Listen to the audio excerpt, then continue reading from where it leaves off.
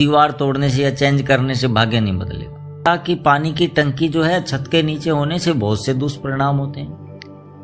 अब कई लोगों ने दरअसल में डरा डरा के लोग, वैसे ही जनता दुखी है बेचारी, उन्हें और डरा दिया। रियल में क्या है कि जब वाटर का जो टैंक है उसको हमने अगर खुले में नहीं रखा, कार्डियक अरेस्ट के केस बहुत आने लगे, हार्ट कमजोर हो गया। इसके पीछे बहुत बड़ा लॉजिक है और इसका हल हमारे पास सनातन संस्कृति में पहले से मौजूद है। सूर्य हार्ट का कारक है। शेर का बच्चा शेर, चूहे का बच्चा चूहा, तो फिर हम कैसे कमजोर हो सकते हैं भाई? हम उस कुल मालिक के अंश हैं। सभी कहते हैं कि वो उसका अंश हैं, वो हमारे भीतर है, तो हम कमजोर क्यों? कमजोर कैसे हो? तो आज जो वातावरण है, ये भागम भाग, भौतिक भागम भाग में बड़ी जबरदस्त एक दौड़ में दुनिया शामिल हो गई। भयभीत हैं सभी। पहले सबसे ज्यादा मृत्यु का भय होता था, लेकिन आजकल स्टेटस का, स्टेटस जिस तरह से हम आज जी रहे हैं, कल ये सुविधाएं नहीं मिली तो ये बड़ा भारी भय हो गया। और भय का निदान ही भक्ति है। लोगों ने भक्ति करने वाले को पिछड़ा मान लिया, वो बहुत एडवांस है। अब वो उसको नाम दे के मेडिटेशन का बड़ी बड़ी क्लासें लगती है। आगे आगे बैठोगे तो 10,000, मध्य में बैठोगे 5,000, लास्ट में बैठोगे 2,000। क्या है भाई? वो खुद भयभीत हैं जो क्लास लगा रहे हैं, मेडिटेशन बता रहे हैं। एक व्यक्ति भागवत सुनने जाता है, भागवत होती है, वहां पर वो 10 एक नग पहने होते हैं, गले में पहने होते हैं। मैं किसी की निंदा नहीं कर रहा, सच्चाई है। कहाँ ढूंढ रहे हैं हम निर्भय होने का रास्ता? परेशान है जीव, वो खुद डरे हुए हैं। और भक्ति मार्ग भय को दूर करने का है। शनि लग गया है, पितरदोष हो गया, फला फला। भक्ति भय दूर करने के लिए है, न कि भयभीत करने के लिए। लेकिन भक्ति भक्ति सब जगत बखाना, सत्यन भक्ति को बिरला जाना। हम उस परमात्मा के अंश हैं, कमजोर हो ही नहीं सकते। वेदों में कहा कि तू अमृत पुत्र है, तू गलत हो ही नहीं सकता। और वो बल जैसे पिछली कड़ियों में हनुमान जी को जामवंत यानी कि ज्ञानवंत ने बताया, यानी कि कोई भी अनुभवी का साथ लोगे, या तो 70 वर्ष जी के वो अनुभव ले लो, या 70 वर्ष जो जी चुका है, आसान सा तरीका है, उससे पूछ लो। लेकिन गलती कहाँ होती है? बनना कलेक्टर है, रिक्शे वाले से पूछते हैं कलेक्टर कैसे बनूं? Wrong number. अगर सही दिशा में सही प्रयास हो तो परिणाम उचित ही आते हैं, बढ़िया आते हैं। अभी नक्षत्रों के कर्म में अभी शुरू किया था, लेकिन बीच में उससे पहले एक ऐसी घटना हुई, उसको आपसे शेयर करना चाहूंगा। एक बच्ची का हार्ट कार्डियक अरेस्ट हो गया। 11वीं क्लास की छात्रा थी। ये बार बार क्यों हो रहा है? ये युवा आसपास देख रहे हैं, युवा कैसे ये कार्डियक अरेस्ट के केस बहुत आने लगे, हार्ट कमजोर हो गया। इसके पीछे बहुत बड़ा लॉजिक है और इसका हल हमारे पास सनातन संस्कृति में पहले से मौजूद है। सूर्य हार्ट का कारक है। अगर हार्ट में दिक्कत आती है तो पहले सूर्य की स्थिति ये कुंडली में देखा जाता है।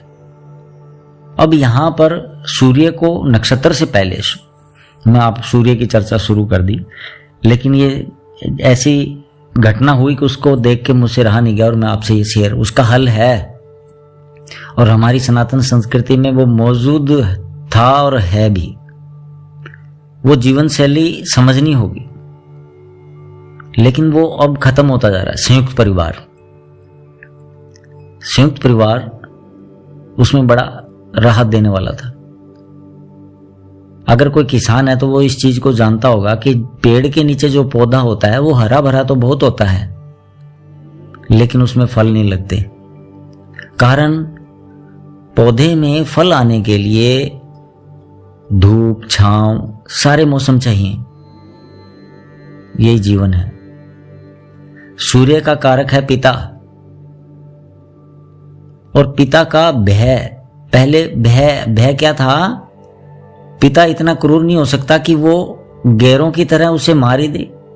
पिता में मोह भी होता है, लेकिन बच्चे के सुधार के लिए वो थोड़ा कठोर रहता है। लेकिन वो भय, एक तुला हुआ, एक संतुलित भय, वो उस बच्चे को मजबूत करता था आगे की परिस्थितियों को झेलने के लिए। उसकी बॉडी में एड्रिनल ग्रंथि और वो हार्मोन स्राव करती थी उस भय से, लेकिन कितना संतुलित। उससे उसको शौक नहीं लगता था। अब थोड़ा सा भी बाहर जाता है, यहां पर वो स्थिति उसने झेली नहीं, और वो बाहर जाते ही कोई थोड़ा बहुत कह देता है। अभी एक न्यूज आई, आसपास देखते हैं बहुत सी होती। अभी एक न्यूज आई कि एक व्यक्ति को उसकी प्रेमिका छोड़ के उसने सुसाइड कर लिया। अरे मनुष्य जीवन मिला है बड़ी मुश्किल से, और सुसाइड जो है सबसे बड़ा गुनाह है, ईश्वरीय गुनाह है, मानवीय है, सामाजिक है, बहुत बड़ा गुनाह है। और उसके बाद सुख नहीं है, उसके परिणाम ठीक है इन आंखों के द्वारा नहीं देख सकते, लेकिन हम हमारी दिव्य दृष्टि से देख सकते हैं, और महापुरुष इसको देखते भी हैं। हम महापुरुषों के पास क्यों जाते हैं? कि उनके पास एक दिव्य दृष्टि होती है और वो आगे का देख के बता देते हैं। तो यहां पर मैं ये कहना चाहूंगा कि ये जो सनातन संस्कृति की जीवन शैली थी बड़ी महत्वपूर्ण थी, और उस भय का जो परिवार में भी चाचा कह देगा, ताऊ कह देगा, वो देख लेगा, तो उससे, उस भय से एक संतुलित मजबूती मिलती थी। वो भय जरूरी था। अब वो बच्चा एकदम से बाहर निकलता है और वो बाहर की चीजों को फेस करता है, तो वो झेल नहीं पाता। दूसरा कारण, पढ़ ले नौकरी लग जाएगी, पढ़ ले नौकरी लग जाएगी। हमने इतना दबाव बना दिया, किस लिए? हम स्वार्थी हो गए। भी बच्चा जल्दी से स्टैंड हो जाए और फिर बस मैं मस्ती से बैठूंगा, वो करेगा। अपना स्वार्थ ढूंढ रहे हैं। उसको मजबूत कैसे करना है, वो उसकी बॉडी मजबूत होना जरूरी है पहले, लेकिन हम पहले अपना स्वार्थ देखते हैं। उसको नौकरी का कहने की बजाय उसे ये बताया जाए कि आपको उपयोगी बनना है समाज के लिए, देश के लिए। नौकरी करना बुरी बात नहीं है, लेकिन नौकर नहीं मालिक बनाओ। हम शुरू से ही नौकर बना रहे हैं। मालिक कैसा? जो जिम्मेवार होता है। एक कॉन्ट्रैक्टर, ठेकेदार, वो ऐसे ही नहीं है। वो ठेकेदार मजदूर से पहले अपनी साइट पे जाता है, सारी व्यवस्था देखता है, क्या कम है क्या ज्यादा है। लेकिन हमने बच्चों को मालिक की शिक्षा दी नहीं, नौकर बना दिया। और यही कुछ चीजें हैं आगे फ्यूचर में ये घटित होती, और ये घटनाएं बढ़ती जाएंगी अगर इन पे विचार नहीं किया तो। इस शैली को वापस अपनाना पड़ेगा, आना पड़ेगा। बिखराव आ रहा है तो आगे भी करेंगे। भी सूर्य के प्रभाव का, वास्तव में सूर्य का कारक पिता है। किसी भी ज्योतिष की पुस्तक में, किसी भी ज्योतिष आचार्य से बात करना, उसके कारक के पीछे सूर्य का प्रभाव पृथ्वी पे पड़ता है, पक्का पड़ता है, और उसके रहने वाले प्राणियों पे भी पड़ता है। अगर उसकी रोशनी नहीं आए तो हमें, लेकिन उसकी रोशनी क्या लगातार हम रह सकते हैं? स्किन बर्न होने जाएगी। तो फिर बीच में एक छाया चाहिए, वो छाया है माता। माता जैसे चंद्रमा सूर्य की रोशनी ही हमें देता है प्रावृत करके, लेकिन शीतल रूप में। उसका प्रभाव अपना अलग होता है, उसका बहुत बड़ा महत्व है। उससे भी यहाँ पर जो चंद्रमा की कारक माता बताया ज्योतिष में, उसके पीछे बायोलॉजी का कारण है। हमारी बॉडी में बदलाव आते हैं, वही भाग्य का आगे निर्माण करते हैं। कोई कह रहा है तेल दूध चढ़ाओ, मूंग दाल चना दाल। मैं ये ठीक है, अपनी आस्था है, किसी जरूरतमंद को देने से उसकी दुआएं मिलेंगी, जरूर दें। लेकिन ज्यादा बड़ा बदलाव आपके जीवन में, आपके ग्रह नक्षत्र को बदलाव करेगा वो आपके बॉडी के अंदर होने वाले बायोलॉजिकल बदलाव, वो आपके इस जीवन शैली के माध्यम से होंगे जो कि हमारे ऋषि मुनियों ने स्थापित की। ये सनातन संस्कृति को सुधारनी पूरा विज्ञान है। मैं बार बार कह रहा हूं, वो पूरा विज्ञान है। ये कथा कहानियां नहीं है। उनके मूल को समझकर हम सुधरेंगे, युग सुधरेगा। एक राष्ट्र कैसा होता है? जैसे उसके नागरिक है। और पृथ्वी उसी के अदृश्य बल से बंधी हुई है। सूर्य प्रत्यक्ष और अप्रत्यक्ष दोनों प्रकार से मानव जीवन को प्रभावित करता है। प्रत्यक्ष प्रकाश दिखाई देता है, अप्रत्यक्ष उष्मा गर्मी, वो हम महसूस तो करते हैं, गर्मी तो है, उसी के प्रकाश की वजह से। और गुरुत्वाकर्षण बल जो है वो अप्रत्यक्ष है। ज्योतिष में सूर्य मुख्य प्रभाव देने वाला ग्रह है और नवग्रहाधिपति भी है। नवग्रहाधिपति 9 ग्रहों का राजा। अगर सूर्य मजबूत है तो सारे ग्रह सही अपने आप रहते हैं। इसका कारक राज्य सरकार, सरकार के संविधान, यानी कि हमें राष्ट्र के संविधान से क्या होगा, एक अनुशासन बनता है। उसके संविधान के पालन से राष्ट्र मजबूत होता है। इसी प्रकार परिवार में पिता के आचार नियम के पालन से परिवार मजबूत होता है। मनुष्य ही प्राथमिक इकाई है।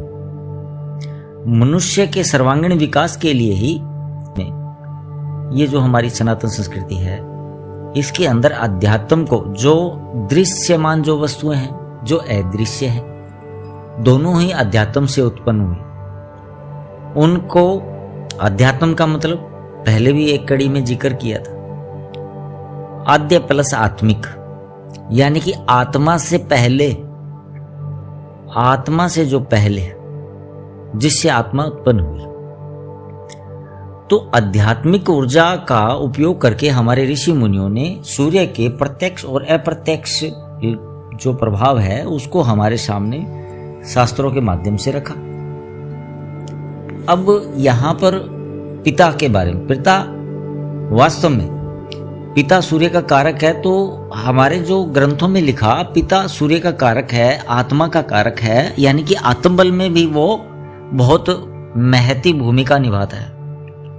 आत्मबल, आत्मा का बल, और इसका सत्य बोलना। सूर्य के उपायों में अधिकतर कई आचार्य बताते हैं सत्य बोलना। झूठ बोलने से सूर्य का नीच का प्रभाव आता है।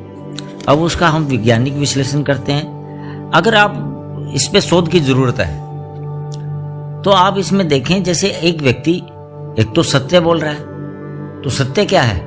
सत्य तो जैसा है वैसा ही है, उसको याद करने की जरूरत नहीं है। लेकिन झूठ को याद रखना पड़ता है। अगर किसी से आपने पहले कुछ बोला है और अब कुछ और बोल रहे हैं तो अंतर आएगा, उससे भय उत्पन्न होता है कि यार मैंने पहले इसको ऐसे कहा था, अब उसे दूसरी बात कहूंगा तो वो नाराज होगा। तो ये झूठ को याद रखना पड़ता है और सत्य को याद नहीं रखना पड़ता, तो उससे कॉन्फिडेंस बढ़ता है। झूठ से अंतःकरण मैला होता है। ये अंतःकरण ही हमारे कर्मों का कारण है, उसी में हमारे कर्म संचित होते हैं। ये आगे टॉपिक में आएगा। तो सूर्य प्रत्यक्ष और अप्रत्यक्ष दोनों रूप से जीवन को प्रभावित करता है और इसमें पिता मेन कारक है। जैसे पिछली कड़ी में बताया भी, पिता का भय व्यक्ति के अंदर एक हार्मोन स्रावित करता है एड्रिनल ग्रंथि के माध्यम से, जो उसको थोड़ा थोड़ा सोक्ड करता है।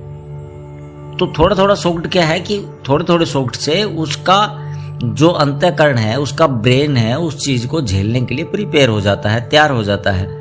लेकिन अगर ऐसा नहीं होता है तो वो जैसे ही बाहर समाज दुनिया में जीव जाता है, बच्चा जाता है, और वो वहां की स्थिति देख के व्याकुल हो जाता है, क्योंकि वहां वो ऐसा कुछ उसने अपने परिवार में नहीं देखा। तो इसके अंदर एक चीज और, एक बार संदीपन आश्रम में वासुदेव कृष्ण अध्ययन के लिए गए हुए, तो संदीपन ऋषि से वासुदेव जी ने पूछा कि गुरुवर, रात को मुझे स्वप्न में एक अजीब सपना आया। स्वप्न में देखा कि एक गाय अपने बछड़े को चाट रही है, और उस बछड़े को वो इतने स्नेह से चाट रही है कि उसे यह भी ध्यान नहीं रहा कि मेरे चाटने से उसके जख्म हो गए। ये कैसा स्वप्न है गुरुदेव? तो संदीपन ऋषि ने वासुदेव कृष्ण को कहा, हे कृष्ण, कलयुग में ऐसा ही होगा।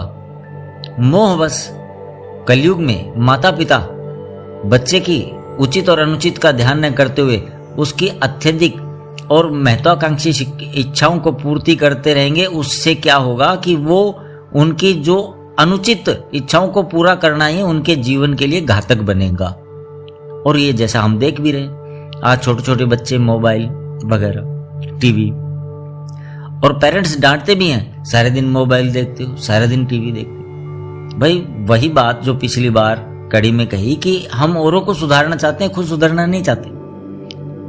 अगर हम चाहते हैं कि हमारा बच्चा टीवी कम देखे, मोबाइल कम देखे, तो पहले हमें खुद को सुधरना होगा, क्योंकि बच्चा कहां से सीखता है? हमें देख के तो सीखता है। जैसे हम है वैसे हमारा बच्चा है। तो हमें ये सुधार खुद में लाने होंगे। बच्चा हमें देखकर ज्यादा सीखेगा, न कि कहने से। तो ये सूर्य का प्रभाव, राशियों में किस राशि में क्या प्रभाव है, क्योंकि राशियां जब बदलता है सूर्य, तो वो पृथ्वी से उसका कोण बदलता है, उसके प्रभाव में न्यूनता और अधिकता आती है। और उसी प्रभाव को भी ऋषियों ने अपने अध्यात्म शक्ति द्वारा महसूस करके शास्त्रों में लिखा, जो कई पुस्तकों में, कई चैनलों पर आचार्य बताते हैं। दान पुण्य का मैंने पहले भी कहा, किसी जरूरतमंद को दान देने से दुआएं मिलती है। मैं उसके लिए मना नहीं करता, वो गलत नहीं है, लेकिन जरूरतमंद को, यहां दान की बात आई, दान पात्र और कुपात्र का विचार करके ही दान देना चाहिए। अगर आपके द्वारा दिया गया दान किसी कुपात्र को मिलता है और वो उससे किसी को सताता है, तो आप उसके भागीदार होंगे। तो इसीलिए अन्न का दान सबसे श्रेष्ठ कहा। किसी सात्विक व्यक्ति को अगर अन्न का दान करवाया जाता है और वो ईश्वर का ध्यान करता है, जब तक उसके शरीर में उस अन्न का बल है, तो उसके ईश्वर की प्रार्थना करने से आपको भी फल मिलता है। इसीलिए ब्राह्मण को भोजन कराया जाता है। तो ऐसी बहुत सी धारणाएं, वो ऐसे ही नहीं है, उसके मूल कारण को, अगर आपने किसी को नगद पैसे दिए, उन पैसों से उस व्यक्ति ने शराब पी ली, घर पे जाके हिंसा की, पत्नी को पीटा, बच्चों को पीटा, तो उसमें आप भी भागीदार हो गए। इसलिए बचें नगद देने से। तो बिल्कुल कभी भी किसी को भिक्षा देनी हो तो उसको भोजन करा दें, और अधिक सुविधा है तो उसको वस्त्र दे दें जरूरतमंद को। अगर और ज्यादा आपके अंदर, आप में बल है, क्षमता है, आप समर्थ हैं, तो आप किसी के लिए, गरीब के लिए छत भी बना सकते हैं। लेकिन नगद पैसा देने से ये नुकसान हो सकते हैं, जिनका आपने कोई बुरे नजरिए से, उसे उनके भले के लिए आपने दान दिया, लेकिन वो उसका दुरुपयोग करता है, तो उसके भागीदार आप भी होते हैं। तो ये जो सूर्य का प्रभाव राशियों में क्या है, कैसे है, ये कई पुस्तकों में और चैनल पे आपको पता लग जाएगा। यहाँ हम वैज्ञानिक दृष्टि से उसका विश्लेषण कर रहे हैं, उस पर और भी शोध की आगे जरूरत रहती है, लेकिन कुछ उदाहरण के तौर पे मैं आपको मेरा अनुभव आपसे शेयर कर रहा हूँ। ये प्रभाव पड़ते हैं।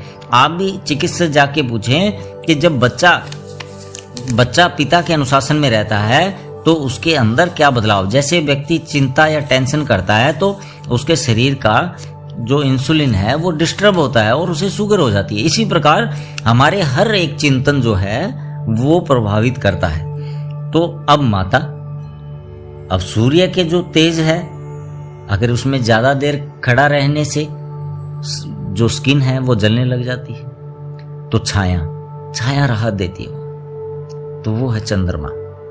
ज्योतिष में सूर्य के बाद जो सबसे महत्वपूर्ण ग्रह है चंद्रमा हमारी पृथ्वी का ही उपग्रह है, पृथ्वी के बल से बंधा हुआ है, लेकिन उसके प्रभाव से पूरी पृथ्वी का जल ज्वार भाटा आने का मुख्य कारण है।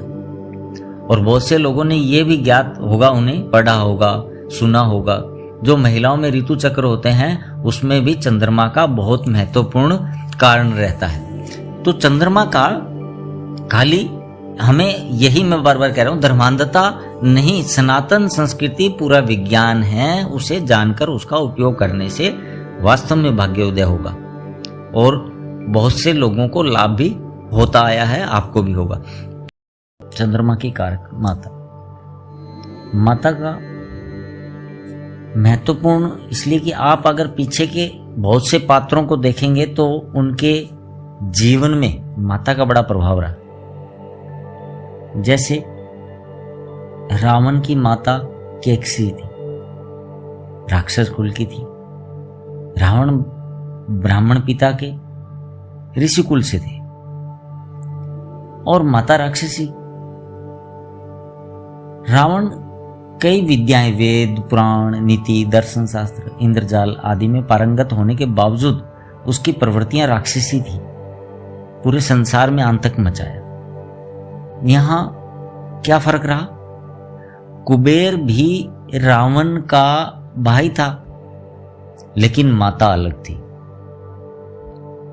रावण राक्षस बन गया। राक्षस क्या, सींग या दांत बड़े बड़े, ऐसा एक पिक्चर बन गई दिमाग में।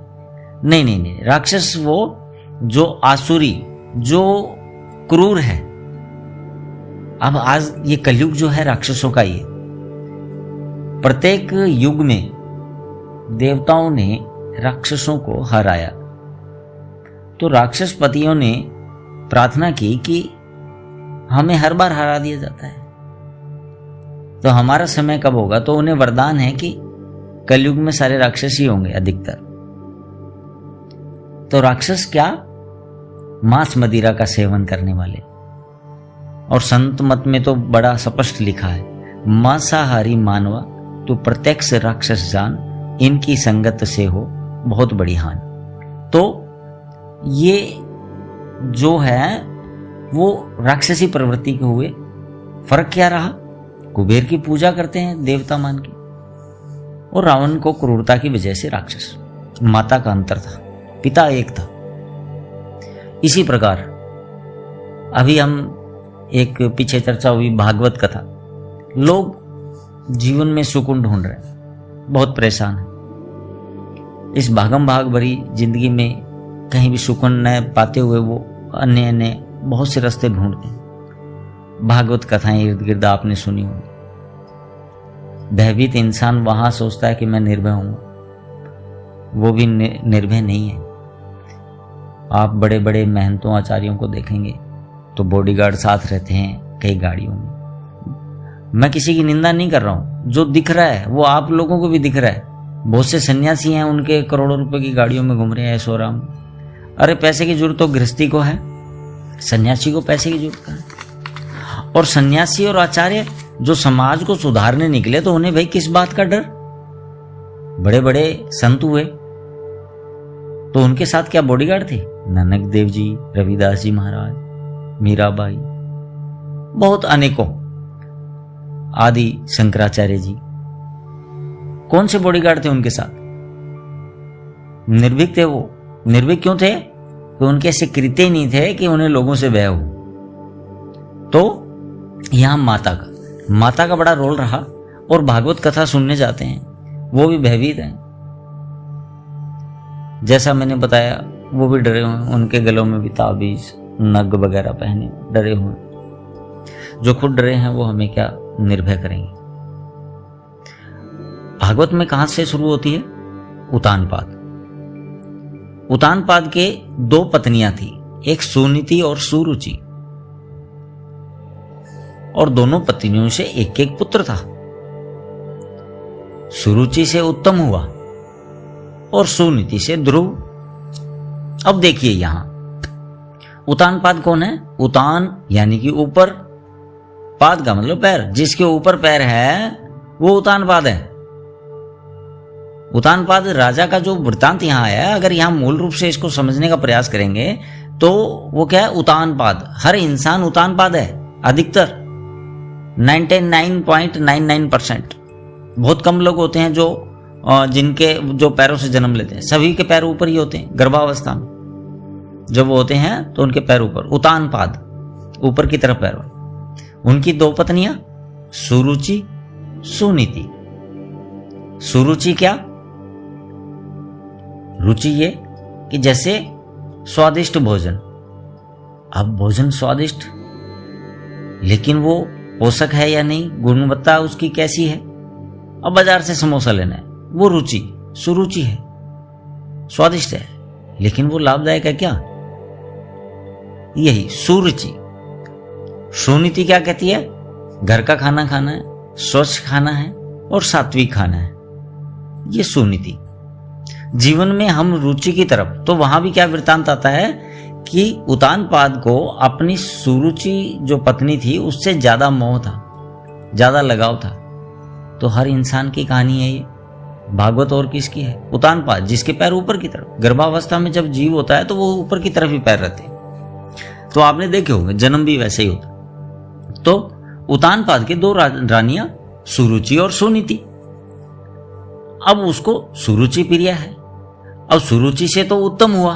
उत्तम क्या, एक इंसान उत्तम व्यवस्था, भौतिक सुविधाएं जुटा लेता है जानवर की बजाय, इंसान अच्छा मकान बना लेता है प्रयास करके, अपने हाथों द्वारा मेहनत करके, बुद्धि का उपयोग करके वो बहुत से उत्तम जीवन को बना लेता है। जानवर ऐसा नहीं कर पाते। जानवर और इंसान में यही तो फर्क है। इंसान विचारशील है, वो विचार करके सही गलत का निर्णय कर सकता है, तो उत्तम पैदा होगा। सुरुचि से उत्तम सुविधाएं बना लोगे, भौतिक वस्तुएं जो कि सारी नाशवान है, एक दिन वो नाश हो जाएगा सब। सुनीति क्या है?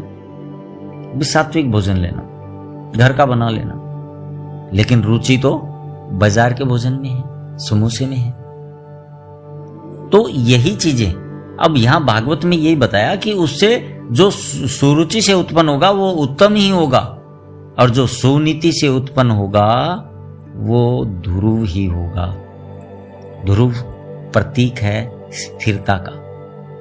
जब हम अंतरिक्ष में आसमान की तरफ देखते हैं, ध्रुव अपने स्थान पर स्थिर रहता है, तो ध्रुव प्रतीक है स्थिरता का, स्थायित्व। जब आप नीति से चलोगे, ये सुनीति, सनातन संस्कृति सुनीति ही है, और सनातन ही एकमात्र है जिसने सबसे पहले ये कहा, आज भी यही कहता है, वसुधैव कुटुंबकम। पूरे संसार में कोई जीव कहीं भी रह रहा है, पूरा एक परिवार है। आत्म वतन सर्वभूतेषु, सब में वही आत्मा है, उसी एक मालिक का अंश है। कितना श्रेष्ठ है ये, सभी के बारे में चिंतन, पूरे विश्व के बारे में चिंतन। इसीलिए मैं एक बार, जो अभी कड़ी में चर्चा हुई, उपयोगी बनना है। हमने बच्चों को पढ़ ले नौकरी लग जाएगी, पढ़ ले नौकरी लग जाएगी, नहीं, उपयोगी बनना है। जो कुछ भी कार्य कर रहा है वो उपयोगी है। बस दृष्टि बदलने से सृष्टि बदल सकती है। दृष्टिकोण कैसे? वो अपने लिए रोजगार ढूंढ रहा है। अगर वो एक बहुत बड़े समाज के लिए उपयोगी होना चाहता है, तो सबकी भावनाएं आपसे जुड़ती हैं, आंतरिक अंतवाहक तरंगे हैं, वो आगे की कड़ियों में आएगा, वो प्रभावित करती हैं आपको, आपके जीवन को, आपके भाग्य को। जब आप एक बहुत बड़े स्तर पर भी, मेरे को समाज के लिए उपयोगी बनना है। एक साधारण सा व्यक्ति दुकान चलाता है, वो भी समाज के लिए उपयोगी है, मोहल्ले के इर्द गिर्द के लोगों को वो सुविधाएं दे रहा। तो एक कलेक्टर है, वो थोड़ा बड़े स्तर पे एक जिले के लोगों के लिए सब वो मैनेज कर रहा है। एक रिक्शा चलाने वाला, वो भी उपयोगी है। जिन सड़कों पे हम घूमते हैं, तो वो सड़कें भी वो उन मजदूरों ने बनाई है, महत्वपूर्ण है। जो कुछ भी कार्य कर रहा है, निठल्ला नहीं बैठा, कुछ भी कार्य छोटा या बड़े से मतलब नहीं है, वो समाज के लिए उपयोगी ही है। और हमारा ये चिंतन अगर बदल जाए भी, हमने हमारे उदरपूर्ति के लिए, अपने खुद की उदरपूर्ति तो जानवर भी करता है, तो फिर हमारे में अंतर क्या हुआ? हम इंसान हैं, हम विचारशील। और वो हम चिंतन हमारा, जब हम समाज के लिए उपयोगी बनने का प्रयास करते हैं, तो वास्तव में हमारे अंदर बदलाव आते हैं। इसका प्रभाव आगे की कड़ियों में मैं प्रत्यक्ष आपको स्टिक प्रमाण के साथ समझाने का प्रयास करूंगा। देखिए, माता, अब यहां पर माता का अंतर आया। माता पहली गुरु है। रावण और कुबेर भाई होते हुए अंतर क्या था? माता, पिता तो एक ही थे। और उतानपाद, हर इंसान उतानपाद है, जैसा कि अभी बताया। अगर वो सुरुचि से उत्पत्ति संतान की चाहता है, तो वो उत्तम होगा, और सुनीति से ध्रुवी होगा। तो यहां माता का बड़ा महत्वपूर्ण रोल है, और उनके प्रति हमारा चिंतन, और माता पिता का अपनी संतान के प्रति चिंतन, ये कड़ी, उनका भी चिंतन हमें प्रभावित करता है। वो तरंगे विज्ञान आज मान रहा है उन चीजों को जिनको हमारे ऋषि मुनियों ने बहुत साल पहले, हजारों साल पहले हमारे शास्त्रों में लिखी। वो उनका चिंतन हमें प्रभावित करता है, और हमारा चिंतन तो प्रभावित हमें करता ही है, लेकिन हमारे पेरेंट्स का चिंतन हमारे प्रति हमें प्रभावित करता है। अगली कड़ियों में पिता और सूर्य में संबंध और उनका वैज्ञानिक विश्लेषण, क्या उसमें बदलाव करने से, उनके बारे में क्या चिंतन करने से हमारे बदलाव होता है।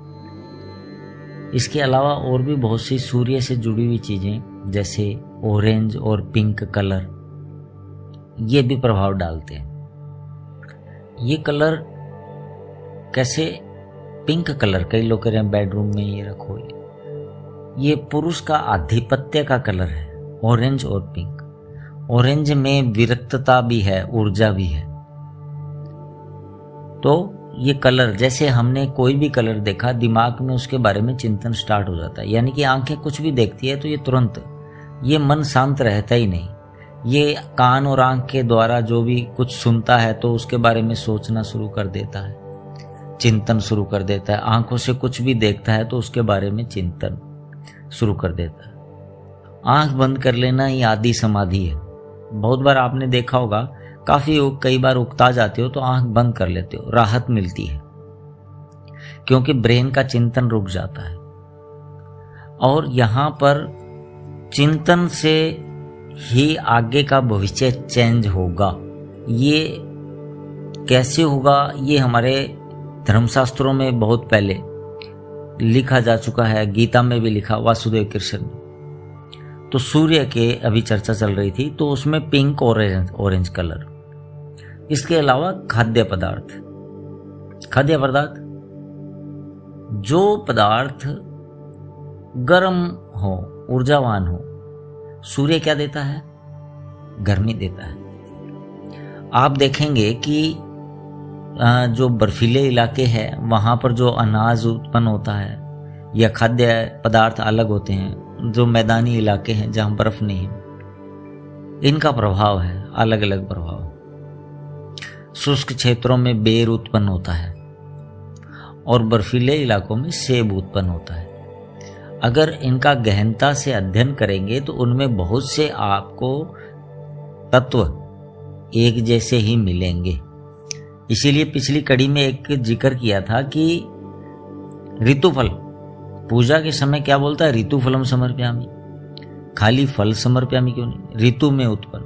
दूसरा, आप जहाँ रहते हैं वहाँ जो उत्पन्न हो रहा है वही वस्तु आपको ज़्यादा लाभदायक है, आपके शरीर को मजबूत करेगी और पूरी पूर्ति करेगी। तो यहाँ पर जैसे वास्तु की वास्तविकता बहुत अलग है। वास्तु हमारे ऋषि मुनियों ने उस पर भी बहुत विशाल रूप से और बड़ा गहन चिंतन करके उस पर लिखा। वास्तु एक, क्योंकि जीवन शैली का महत्वपूर्ण अंग है हमारा घर, जहाँ हम रहते हैं, हमारा निवास स्थान, तो वहाँ पर हवा का जो आवागमन है, वेंटिलेशन, क्रॉस वेंटिलेशन, वो सही हो, सूर्य की रोशनी प्रचुर मात्रा में अंदर आ पाए ताकि बैक्टीरिया उत्पन्न हो। तो सब जगह डर ही पैदा कर दिए, विराऊ लग गया, शनि लग गया, और वास्तु के अंदर भाई ये इस ईशान में ये दूषित हो गया। वास्तु दीवार तोड़ने से भाग्य नहीं बदलेगा, लेकिन वास्तु को समझ के निर्माण करने से स्वास्थ्य लाभ जरूर होगा, और स्वास्थ्य लाभ होगा और शरीर स्वस्थ रहेगा तो आपकी कार्य क्षमता बढ़ेगी।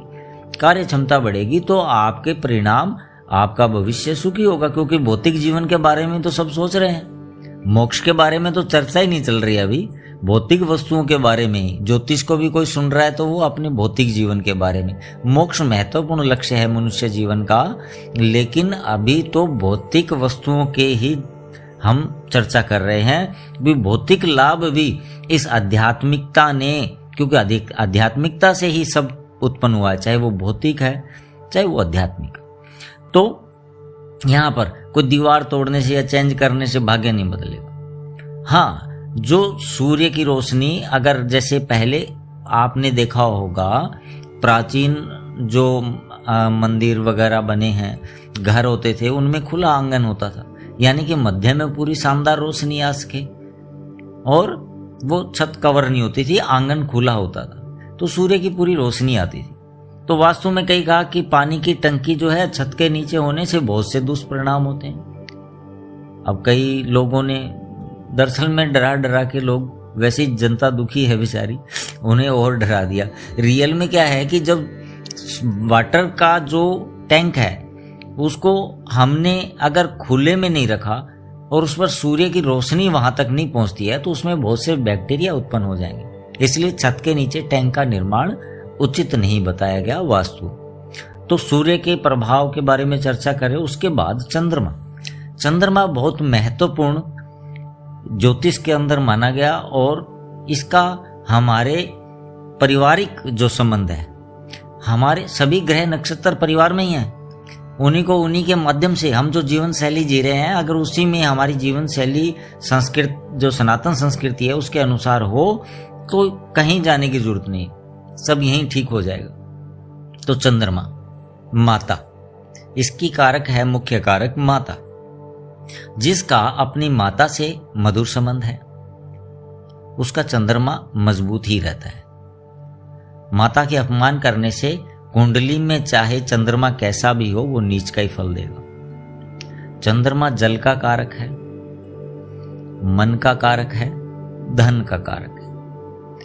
अब क्या है कि चंद्रमा इतनी दूरी से पूरी पृथ्वी के जल को उठा देता है, तो हम कोई छोटा सा मोती खरीद लो 200 का या थोड़ा सा हवन कर दो, क्या उसके इतने बड़े प्रभाव जो पूरी पृथ्वी के जल को ही ज्वार भाटा उत्पन्न पैदा कर देता है, उसकी ऊर्जा को, क्या हम 100-200 के नग पहन के या थोड़ा सा हवन करके उसको रोक सकते हैं? थोड़ा सा विचार करने की जरूरत है। यहाँ पर है उस चीज का प्रभाव अलग है। जैसे एक जर्मन के साइंटिस्ट हुए, टोटिक नामक वैज्ञानिक ने सर्च में देखा कि हवन के आधे घंटे के हवन में बैठने से, और वो जो हवन का धुआं है आम की लकड़ियों का उन्होंने सर्च किया, तो आम की लकड़ी का धुआं जो है टाइफाइड के बैक्टीरिया को नष्ट कर देता है। हाँ बिल्कुल, उसके फायदे हैं। बात यहीं आके आती है, शरीर स्वस्थ रहे। शरीर स्वस्थ होगा तो हम ज्यादा कर्म कर पाएंगे और ज्यादा भौतिक चीजें उत्पन्न कर पाएंगे। तो यहाँ पर चंद्रमा माता के प्रति चिंतन से हमारे अंदर हार्मोन्स चेंज होते हैं। बिल्कुल। माँ शीतलता, सूर्य के ही प्रकाश को चंद्रमा शीतलता प्रदान करके हमें देता है। आपने देखा होगा कई जगह ये जो शरद पूर्णिमा जो होती है उसमें कुछ खीर वगैरह बना के उसकी रोशनी में रखी जाती है और उससे कुछ दमा के मरीजों को दी जाती है। हाँ, उसका इफेक्ट है, तो है स्वास्थ्य पे। अब यही एक वनस्पति विज्ञान के जो रिसर्चर थे, उन्होंने कहा कि एक विशेष पिछले कुछ दिनों में सर्च में ये खोजा गया है कि जो पौधे काटे जाते हैं उनकी कटाई छटाई अगर पूर्णिमा से 3 दिन पहले कर दी जाए, तो जो पूर्णिमा के नज़दीक कटाई करने से पूर्णिमा के 3 दिन पहले और 3 दिन बाद वाले समय में पौधा ग्रोथ ज़्यादा करता है। उसका विकास, जो कटाई छटाई किए हुए पौधे हैं वो जल्दी उत्पन्न होने लगती है शाखाएं उसकी। ये एक नया सर्च है अभी का। तो वास्तव में ये रहस्य में, ये इन्होंने हमारे ऋषि मुनियों ने कोई ऐसे ही कोई ये शास्त्रों में नहीं लिख दिया, उन्होंने गहन अध्ययन किया और अपनी आध्यात्मिक ऊर्जा के द्वारा। तो माता का मान करने से रोजगार में वृद्धि होती है। ऐसा कई आचार्यों ने और कई चैनलों पे आपने सुना होगा कि माता का आदर करना सही बात है, बिल्कुल। इससे एक तो पारिवारिक स्थिति मजबूत होती है और खुद का भी लाभ होता है। माता बहुत महत्वपूर्ण है। माँ जिसने जन्म दिया, पहली गुरु भी माँ ही बताई गई है। माँ का कितना महत्वपूर्ण रोल होता है ये आप भी देखते हैं। अभी 9 महीने उसने अपने रक्त से इस देह को बनाया, अपने रक्त से। बहुत कठिन है वो 9 महीने, हर महिला के लिए बड़े कठिन होते। और प्रसव पीड़ा कितनी भयंकर कि डॉक्टर कहते हैं कि अगर ये प्रसव पीड़ा अगर आम आदमी साधारण स्थिति में झेलता है तो हार्ट फेल हो जाता है। उसमें 14 डेसिबल के करीब ऐसी कोई मानक उनका है जिसमें वो जांच करते भी इतना पीड़ा होती है कि हार्ट फेल हो जाता है। कितना खतरनाक है। लेकिन वो कैसे झेल पाती है कि मेरे को बच्चा आएगा। एक खुशी, वो खुशी उसके अंदर जो ममता रूपी खुशी है वो उसे उस बच्चे के लिए और खुद के लिए, दोनों के लिए जीवनदायिनी। एक कनक का या कोई भी अनाज का पौधा जमीन में जब लगता है तो वो जब ऊपर निकलता है तो जमीन की पपड़ी को उठाकर, आपने देखा होगा किसी उगते हुए पौधे को, तो वो उसको ऊपर तक मिट्टी को उठा देता है यानी कि वो धरती को चीर कर आता है। यानी कि कोई भी अच्छी चीज या अच्छा परिवर्तन जीवन में होता है तो उसके शुरुआती क्षण कई बार दर्दनाक होते हैं, लेकिन उस दर्द के बाद बहुत बड़ी खुशी होती है। उसी खुशी को पहले महसूस करके उस दर्द को जीव झेल जाता है। वही भाग्य का आगे निर्माण करते हैं। कोई कह रहा है तेल दूध चढ़ाओ, मूंग दाल चना दाल। मैं ये ठीक है, अपनी आस्था है, किसी जरूरतमंद को देने से उसकी दुआएं मिलेंगी, जरूर दें, लेकिन ज्यादा बड़ा बदलाव आपके जीवन में आपके ग्रह नक्षत्र को बदलाव करेगा वो आपके बॉडी के अंदर होने वाले बायोलॉजिकल बदलाव, वो आपके इस जीवन शैली के माध्यम से होंगे जो कि हमारे ऋषि मुनियों ने स्थापित की। ये सनातन संस्कृति को सुधारने पूरा विज्ञान है। मैं बार बार कह रहा हूं वो पूरा विज्ञान है, ये कथा कहानियां नहीं है। उनके मूल को समझकर हम सुधरेंगे, युग सुधरेगा। एक राष्ट्र कैसा होता है? जैसे उसके नागरिक है। अगर हम मजबूत है तो हमारा राष्ट्र। तो ये कड़ी लंबी होती जा रही है, इसको यही विराम देके माता पर चंद्रमा पर हम आगे की कड़ी में अभी चर्चा करें।